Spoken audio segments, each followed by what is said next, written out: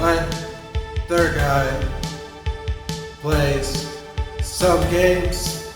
Alright, hi everybody, Weather Guy here, and we are back with some more gosh darn Ace Attorney Chronicles. And this video is late because I was on vacation and it ended up being extended by about a week because of a family emergency. So back home, catching up, and we're gonna get back to this gosh darn case. Last time I believe we ended with talking to our buddy Herlock Sholmes. Where to next? Actually, I think we're going back to the Garradebs. See what he's like. Oh gosh, what was his voice? Oh no, I forget. We'll see. We'll see. Ah, you pair again. Tell me, was the detective chap, I forget his name, still hard at work down there? Mr. Herlock Sholmes? Also, I started on a jigsaw puzzle yesterday, 9,000 piece one with my kid on. It's so fun. I uploaded an unboxing video, but it's unlisted for now, so we'll see. Yes. Rings a vague bell. All that's detective business isn't really my thing, I'm afraid. Well, Mr. Sholmes is in his element down there. Jolly good show. Another cup of tea, if you please, Joan. Oh, here we go. Here it comes. Now then, why don't you tell me what...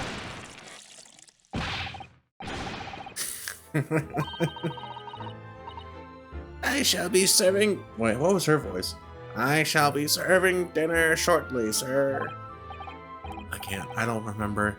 It's been a long 2 weeks. Holy cow, it's been rough. Yes, of course. Frightfully rude of me, but I'm afraid I shall have to ask you to take your leave if you'd be so kind. Oh, yes, of course. We are deeply grateful for all your assistance.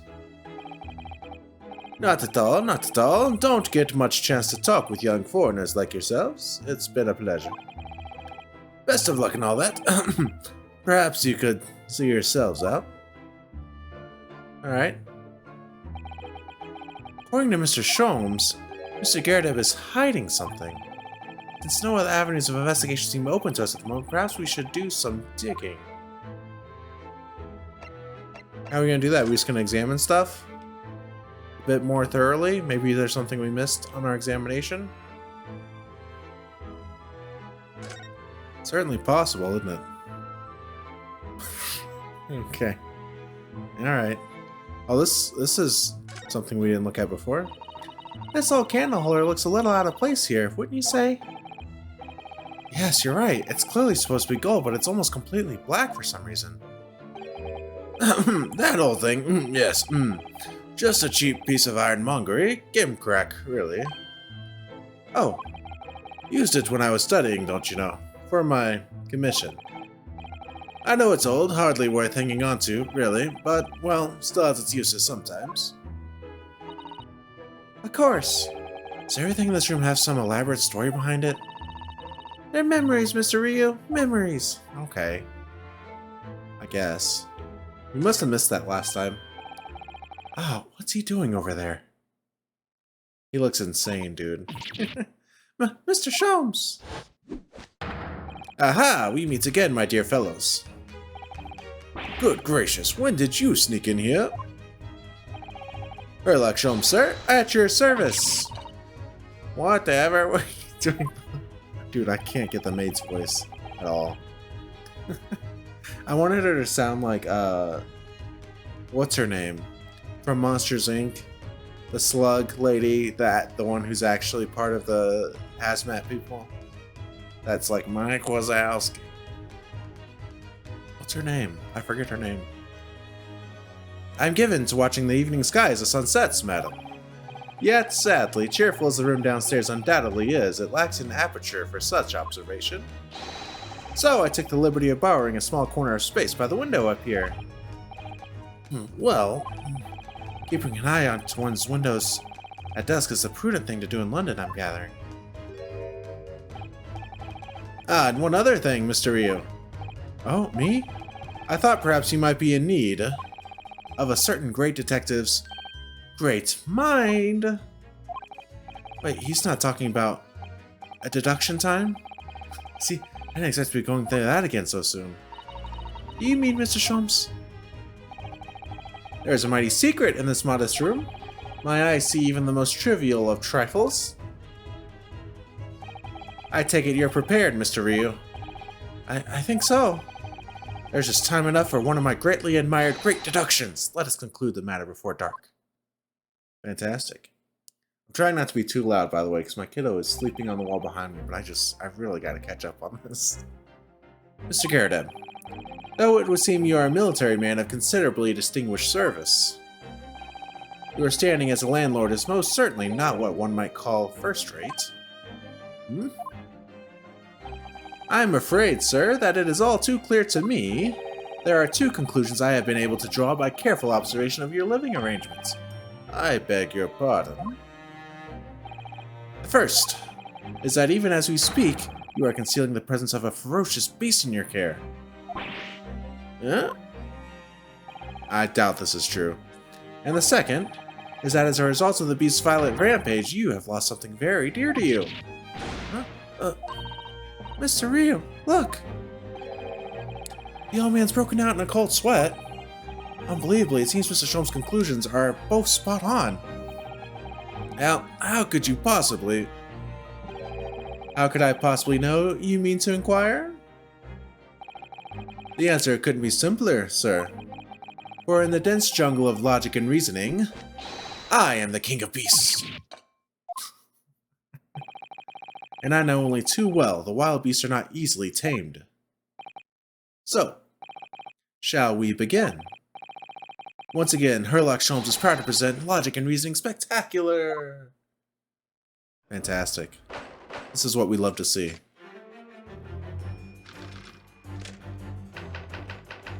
Nature of the Beast. Oh, look at these camera angles, so good. Certainly shouldn't take a great detective to see that a fearsome beast has been on the rampage of late within these four walls. Thus, we are faced with the question, what form might this beast take? I don't think it's a beast. I really don't. I don't know. Ah, for a man with a military breeding, your eyes are uncommonly candid. Oh, is it the lion that he keeps looking at in the... Your furtive glance, Mr. Garrett, leads us directly to the answer. The true nature of the beast that has run rampant here is revealed by that lion statue. No shot. No shot he has a lion in here. Yes, though an army man, you appear unimposing at best.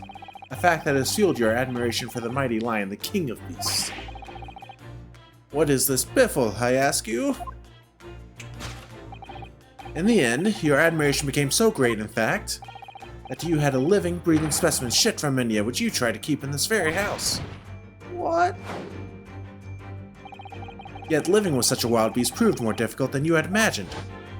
This is no way this is correct. Chilling traces of a wild rampage are still very much in evidence. Wow.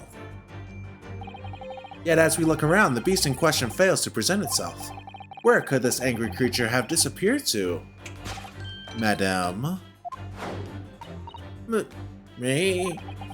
I pray you do not consider me unchivalrous, but it is plain to me with one glance in your direction. It is?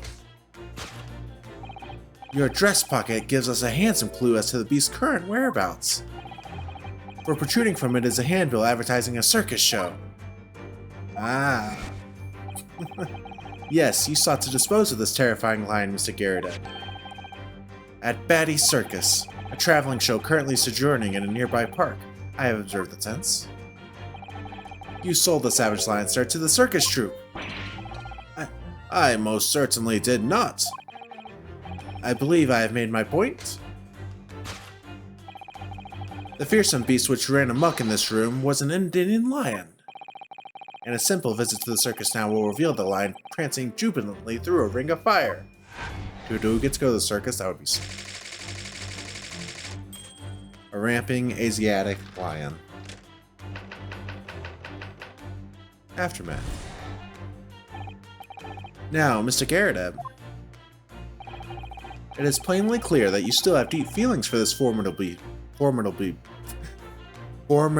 beast. Jeez, that was slipping.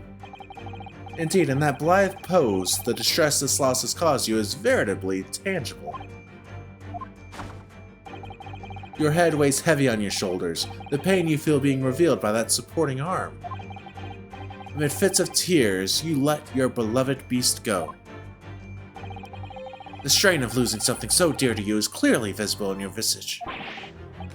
Nonsense, man, I simply... But what we must now ask ourselves is the true cause of this pain. And we need only follow the direction of your gaze to find the answer. Yes, it is this pile of bills that has given rise to the pain you suffer. Every envelope contains another demand for payment. For cartloads of meat, potatoes, wheat, and tea. Indeed, feeding your beloved has had a devastating impact on the financial circumstances of your household. And so you had no choice but to let it go. Yes, well, Now, in a final fit of rage, the ferocious beast carried out one last, unimaginable attack. Unimaginable? The aftermath of which can be clearly seen by observing the carpet over there. A very expensive woolen carpet, if I am not mistaken. Oh, dearie me. What could have caused such a destructive outburst? This time, madam, I'm afraid it is you who has inadvertently revealed the truth to me. You are wondering I have settled upon the answer very neatly indeed. Yes, to explain the dire state of the carpet, we need only look at the Tower of Cakes. Now, I have no idea what this could have to do with it, and I'm very excited to find out. There is no creature more dangerous on this earth than a beast with an unsatiated appetite. Was it or was it not once said by a certain noblewoman, if they have no bread, let them eat cake? Food is at the heart of all tragedy, in fact. Whatever do you mean? Having tired of the taste of cake, the beast began to stalk its next prey. I'm sure I need not spell out the nature of this final act of destruction carried out by the beast. There is only one logical conclusion. Worked into a frenzy by hunger, the lion attacked and ate the carpet. The teeth marks in the carpet are a perfect match with those of a lion I once saw in India. Sure. Carpet gnawed by the starving lion. I don't know about all this. I don't know. Thus concludes Herlock Sholm's great deduction of this beastly puzzle. Alright. Dude, his face is incredible. Oh, here it comes. Here it comes. Perfect. Perfect. What is the matter with you, Joan? You're pouring scoring hot tea all over me. Oh, I'm sorry, Mr. Gary, dear. My deductions can be startlingly sharp. It stands to reason that your cup runneth over. Indeed, my revelations can make people spill tears at times, too. Oh? Mr. Sholmes, sorry to butt in again, but could I make an observation? Why, certainly, Mr. Ryu. What is it again? Well, your deductions just now. Do you really think a lion could have fit inside a room of this size? Indeed, it is the only explanation for the facts. The terrifying truth all too often lies beyond the realms of common sense. What a good line when he says such silly stuff. It's like, I know it doesn't make sense, but it's the only thing that could possibly be true, when clearly there's other possible explanations, you know, than there was a lion in here. But wouldn't it be an idea to consider what lies inside the realms of common sense as well?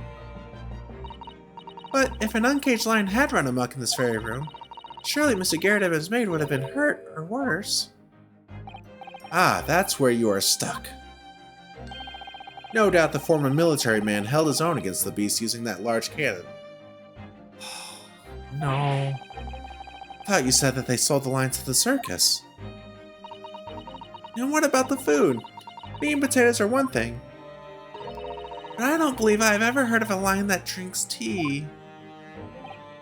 Ah, my dear Miss Sasato, it occurs to me with some regularity that irrespective of race and breeding, whenever anyone lands on Great British soil, they are infused with a highly appropriate taste for afternoon tea. Oh, what a glorious notion, dude. He's obviously full of it. He always is. Well then, Mr. Rio, it's your turn to shine again. I had a feeling that was coming. Slight massage, that's all Mr. Shom's seductions need. You can do it. Excellent, I've been waiting for my trusty partner in deduction to step forward, Mr. Ryu. We don't even know yet whether or not this is going to help with Mr. Natsume's case. Still, uncovering the truth is always worthwhile, whatever the motivation. At least, that's what I want to believe. Let us start again. From the beginning of Herlock Sholmes' Logic and Reasoning Spectacular. Fantastic. Let's see what we got here. Course correction. Hold it, Mr. Sholmes.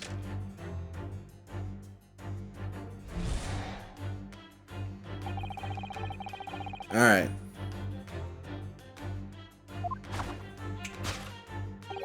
We don't have to read all this parts again. I think we just listen for now. I don't think there's anything in the court record that will help in here.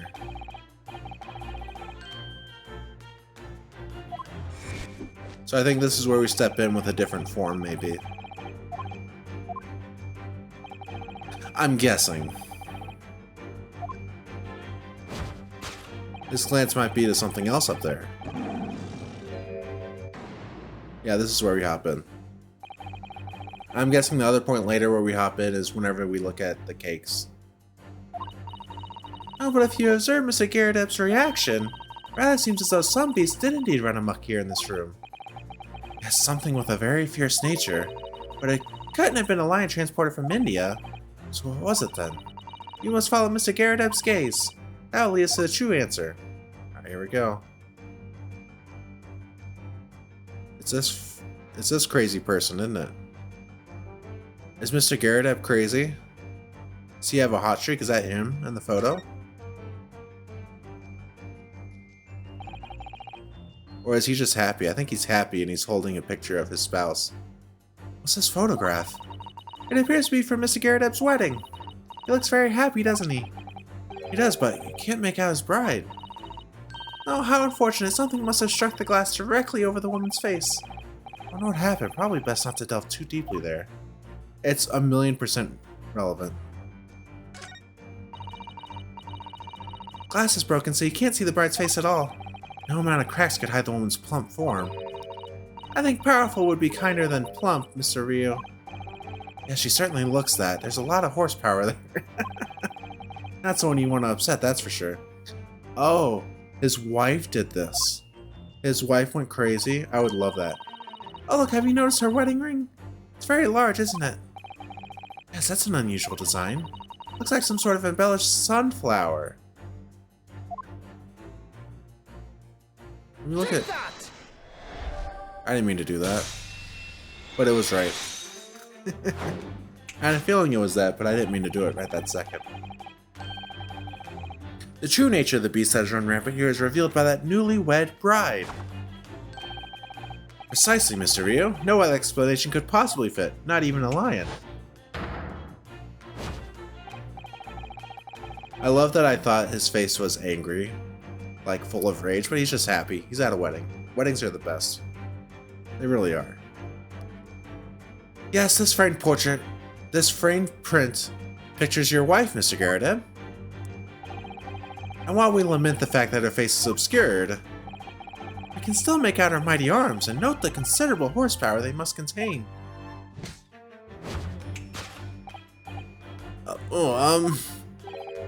Indeed, surely any woman of such powerful constitution would be honored to be described as a beast. Honored might be stretching a point.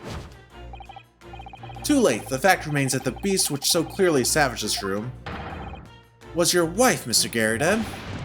Yeah. I love that we keep seeing a hint of a slap mark on the side of his face. The chilling traces of a wild rampage are still very much in evidence. Well... yeah, as we look around, the beast in question fails to present itself. Where could this angry creature have disappeared to? I bet it's just the maid. Madam? Me? I pray you do not consider me unchivalrous, but it is plain to me with one glance in your direction. Oh. We're going through this again. So is there something else in the pocket? The poor, fragile, defenseless woman is beside herself. Well, I don't know about fragile. Oh dear. Anyway, Mr. Sholmes is quite right. There's no sign of a Mrs. Garrett anywhere. It seems there may be a clue as to her whereabouts. A clue that this maid is trying to hide. I wonder where Mr. Garrett's wife could be.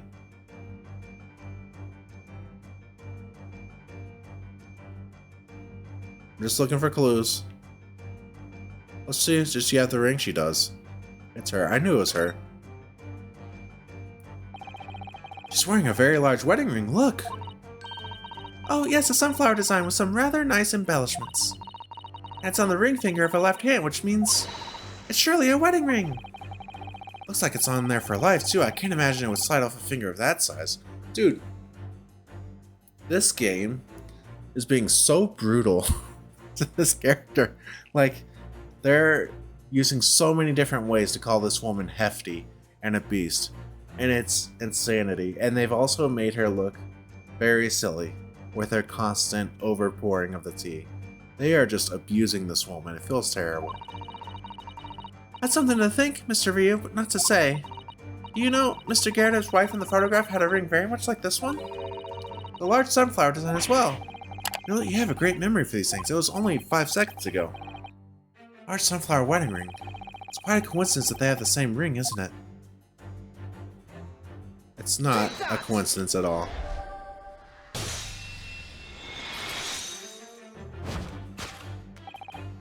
Your wedding ring gives us a handsome clue as to the beast's current whereabouts. Ah. It doesn't help that I gave her a terrible voice, too. Indeed it does. That flowery band gleaming on your finger gives you away. For it is identical to the one shown on the hand of Mr. Garrett's bride in this photographic print. In other words, you are no ordinary household maid. No. So dramatic. You are Mr. Garrett's lucky bride. You are Mrs. Garrett herself. Oh my word.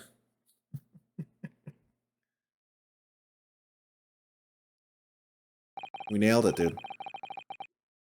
Well, jolly fine detecting, sir. As you rightly surmise, this is the wife, yes, my Joan. Rather let herself go, you might say, but she was a bally corker. It would appear that you don't live in the most comfortable of circumstances. After all, you are a retired army man, yet you are in the business of renting out rooms. I would assume, therefore, you have insufficient means to employ a maid. Would that be correct? It's not right, I tell you. I was second lieutenant of the 3rd Regiment. A man has his pride, don't you know? By golly, it's a sorry thing when a chap can't even afford to have a single maid in his employ. Yes, here in London, one is rather judged. A household cannot be considered worthy of society if it employs no staff at all. Though in my considered opinion, such concerns about appearances are a folly. You mean Mr. Garrett has his wife work as his maid? Precisely. Am I right, Mr. Garrett? Only in company, obviously. But listen here. This must remain a secret. Tip-top secret, please. Great. The raging wife. Insanity, dude.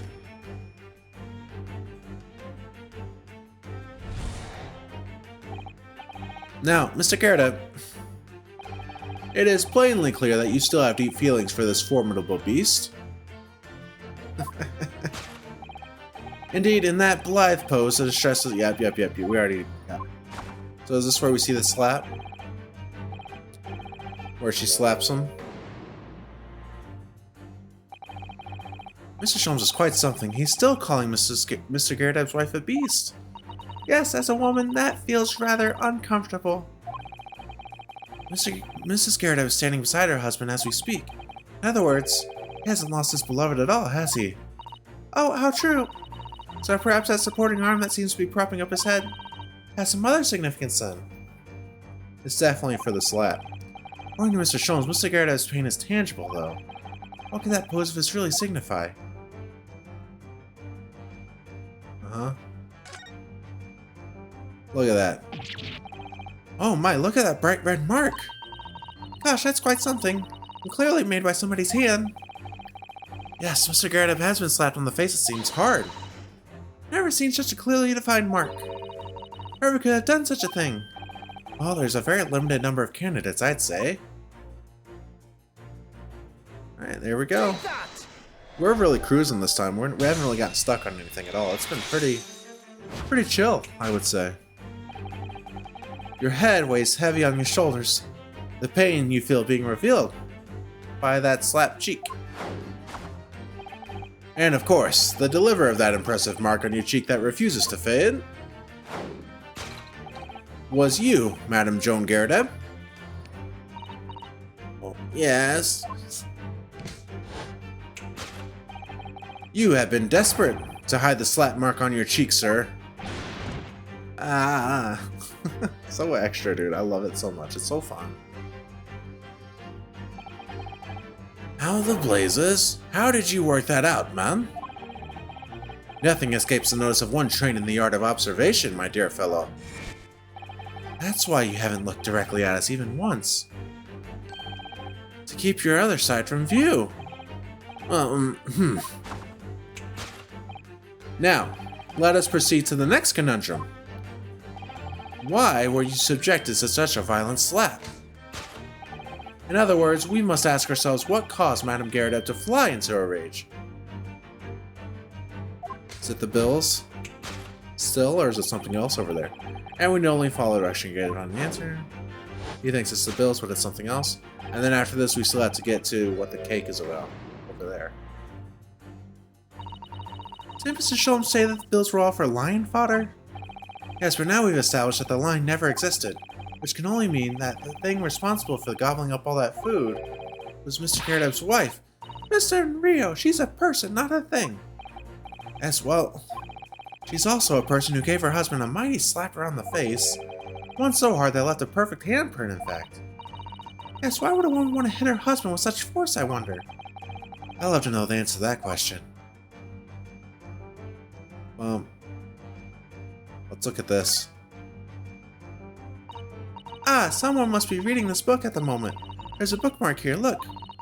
Mr. Garrett is clearly an avid reader. Oh, it's the bookmark. It has lipstick on it.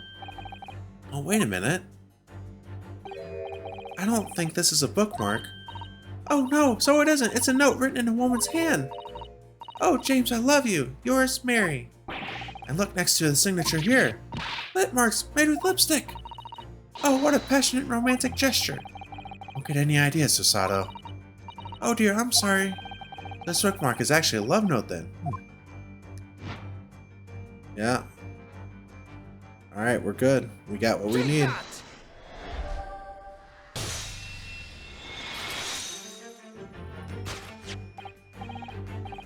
Yes, it is a love note that has given rise to the pain you suffer. Oh, James, I love you. Yours, Mary. Passionate indeed.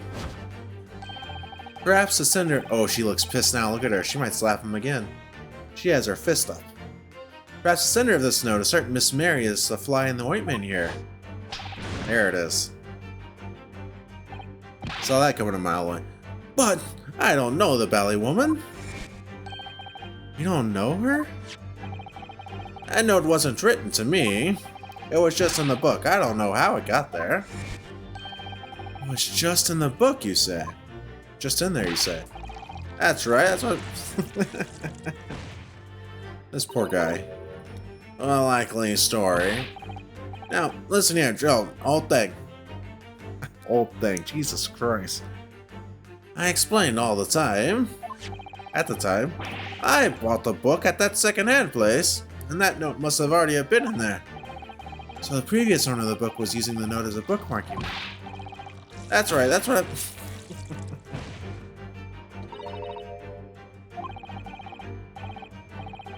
Okay.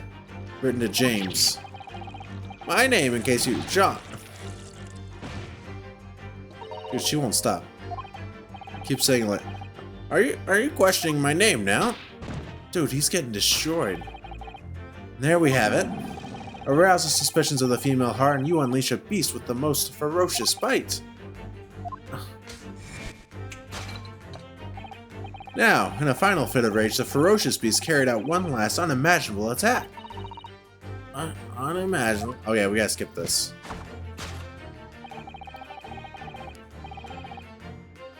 So what's the deal with the carpet? I bet it's just the candle burned it. Oh dearie me.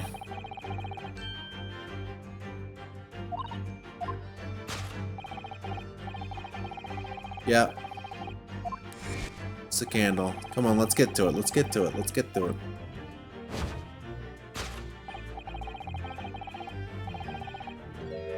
Yeah, the Tower of Cakes. When really there's a missing candle that she's looking at. Look, the candle's not on the candlestick there. But surely Mrs. Gerda didn't eat the carpet? Yeah, she's not. She's probably a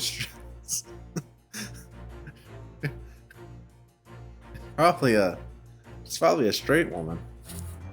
No, of course not. There doesn't seem to be any doubt.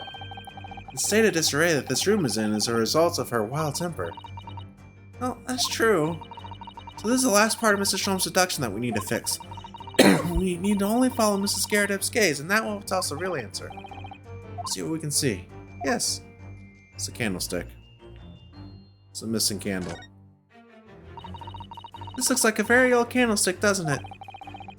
Base looks too small. Surely it's very unstable. Looks to me like even the slightest knock would make it topple over. Oh dear, that would be dangerous. Wait, take a closer look at this. There's one candle missing. Yes, I didn't notice that before. Yeah, it's on the floor. Why is that, I wonder? Why is one candle of the three missing from its holder? Take that! There we go. Clearing it. Yes, to explain the dire state of the carpet, we'd only look at the candlestick. Most illuminating, my dear fellow, and of course the only possible way out of this logical labyrinth. Yes, the remnants of a ferocious attack in which the carpet was devoured are clearly visible. Indeed, they are. The scorch marks at the edge clearly give the truth away. Scorch marks? It would appear that this room was the scene of a little marital altercation. Mrs. Garrett's mighty arm muscles left an impression, not only on her husband's face, but on the entire room. The force of her strike Dude, I hate swapping back and forth on the voices so much.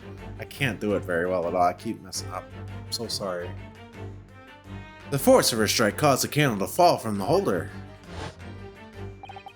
And in seconds, the carpet was alight, and the whole corner of the room in flames. Dude, this has like nothing to do with the case, though, as far as I can tell, you know? That's, For the most ferocious beast in the world is neither a violent lion nor a vengeful woman, but fire.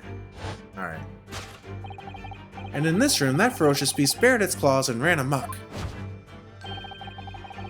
Eloquently put, my dear fellow. So you see there is but one conclusion here. Lovely. We did it. After the sparks of marital discord flew, this room was the scene of a fire. Yeah. Easy. What's he doing? Mr. Sholmes, that? Oh.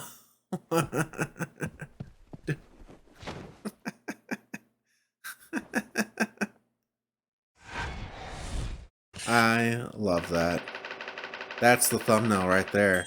I thought it was going to be the earlier crazy face he made, but that's it right there. That's lovely.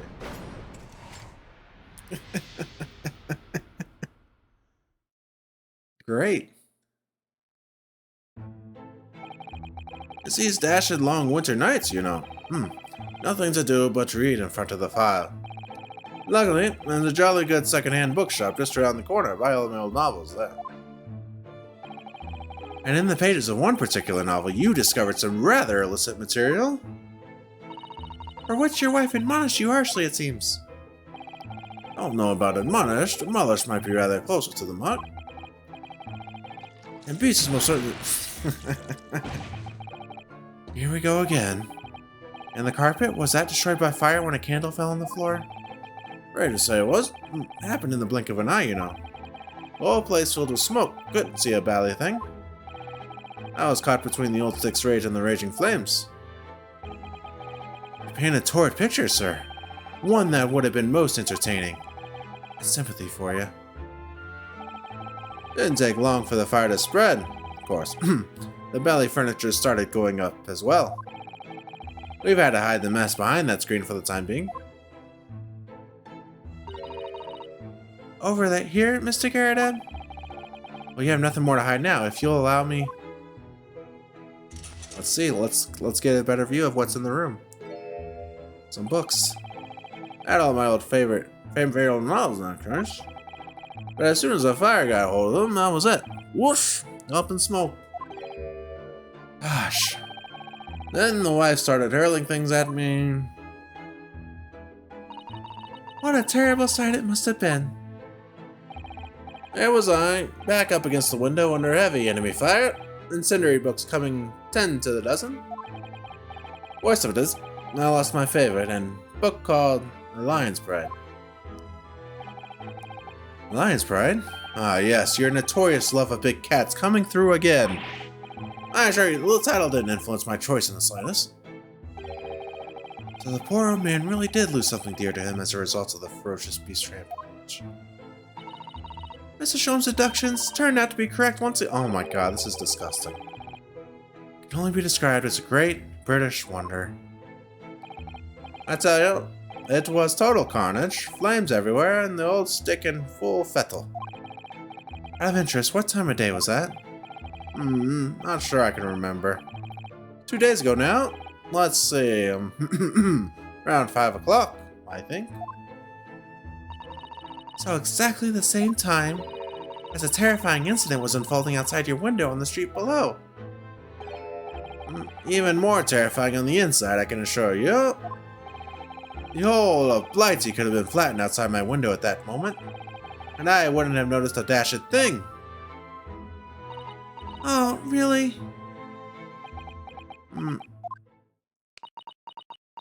There's Joan. What do we got now? Mr. Sholmes? Yes, Mr. Rio, what can I do for you? Well, I think we've got to the bottom of Mr. Garrett's situation now. What does it have to do with Mr. Natsume's circumstances? I can't help you there, I'm afraid. I knew it. I knew it was irrelevant. Oh, what? My dear fellow, if you recall, I did say as much from the outset. I warned you that although I knew the retired army man to be hiding something, I could not be sure whether his secret would prove to be of relevance or not. I just knew you were going to say that. Now, Mr. Rio, you mustn't lose heart. Bear in mind that all things fall into one of only two categories, those relevant to the case and those not. That makes no sense to me. Well, no matter. It is of far greater importance that you make up your mind now. Right? Visiting hours at the prison will soon be over. Oh no, is that time already? We're to accept Mr. Natsume's case. We have official paperwork to attend to. So that's it. No more time to think. Perhaps you'd like to betake yourselves to bidding us farewell now? I must prepare supper for Mr. Garrydeb. Oh yes, I'm so sorry. Thank you both very much for your time. Seke will be waiting for us. I'm gonna have to give him an answer. Alright, we did it. This is actually a pretty good place to stop today. Next segment would probably be another 30-minute chunk, so we're gonna stop here. This is good. And we're gonna pick this up next time. Ending a little early today, but that's okay. I had a feeling like halfway through this but that they wouldn't be relevant, but maybe it'll turn out to be relevant later, but as of now, it was a fun little side meandering, you know. Thank you all so much for hanging out. Again, I know I don't commentate too much during this playthrough. Feel free to watch my other playthroughs where there's a lot more commentary, but on this, I'm doing a lot more of just talking, reading, doing terrible voice work, that sort of thing. Make sure you take care of yourselves. I hope you are having a happy new year. Make sure you take care of others, and I will see you next time. Peace out.